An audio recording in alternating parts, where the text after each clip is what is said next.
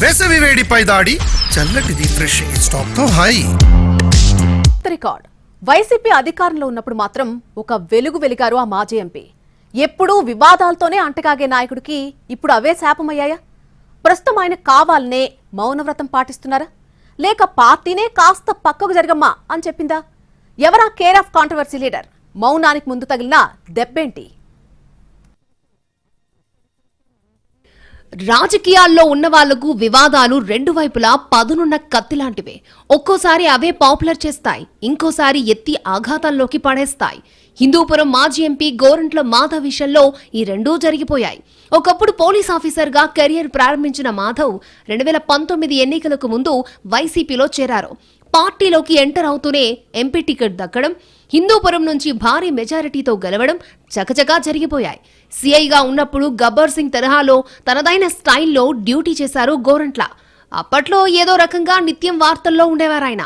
అంతవరకు ఆ వైఖరి గొప్పగానే ఉన్నా, హీరోయిజం చూపినా నడిచిపోయింది. కానీ పోలీసు నుంచి ప్రజాప్రతినిధిగా మారాక కూడా ఆయన వైఖరి మారకపోవడం రకరకాల వివాదాలకు దారితీసింది. తమ ప్రాంత వాసులకు ఉద్యోగాలు ఇవ్వడం లేదంటూ కియా కార్ల ఫ్యాక్టరీలోనే కారు మీద ఓపెన్ గా రాయడం, మాజీ ఎంపీ జేసీ కుటుంబంపై కయ్యానికి కాలు దువ్వడం, ముఖ్యమంత్రి చంద్రబాబు, మంత్రి లోకేష్, డిప్యూటీ సీఎం పవన్ కళ్యాణ్ ప్రతిపక్షంలో ఉన్నప్పుడు పదునైన విమర్శలతో మాటల దాడి చేయడం లాంటి రకరకాల వివాదాలు ఆయన చుట్టూ వైఫైలా తిరిగాయి. సరే, అవంటే రాజకీయ విమర్శలు, ఉనికి కోసం పడే పాట్లు అనుకున్నా వాటన్నింటికీ మించిన మరొక వివాదం ఒక రకంగా గోరంట్ల మాధవ్ రాజకీయ జీవితానికి మరణ శాసనం రాసిందన్న అభిప్రాయం బలంగా ఉంది.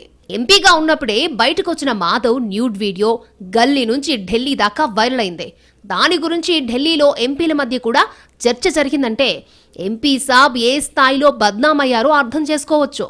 ఆ వీడియో ఎఫెక్ట్తోనే చివరకు 2024 సార్వత్రిక ఎన్నికల్లో టికెట్ రాలేదని చెప్పుకుంటారు. టికెట్ రాకున్నా గోరంట్ల మాధవ్ మాత్రం వైసీపీలోనే కొనసాగుతూ వచ్చారు. ఎన్నికల ముందు కాస్త స్తబ్దుగా కనిపించిన తర్వాత యాక్టివ్ అయ్యారాయన. రాప్తాడు నియోజకవర్గంలో మాజీ ఎమ్మెల్యే తోపుదుర్తి ప్రకాష్ రెడ్డి యాక్టివ్ గా లేని టైం చూసి మొత్తం కలియదిరిగేశారు మాధవ్. ఇక అక్కడ పాగ వేసే ప్లాన్ లో ఉండగానే విషయాన్ని పసిగట్టిన ప్రకాష్ రెడ్డి తిరిగి యాక్టివ్ అయ్యారు. దీంతో రాప్తాడు రహదారి బంద్ అయింది.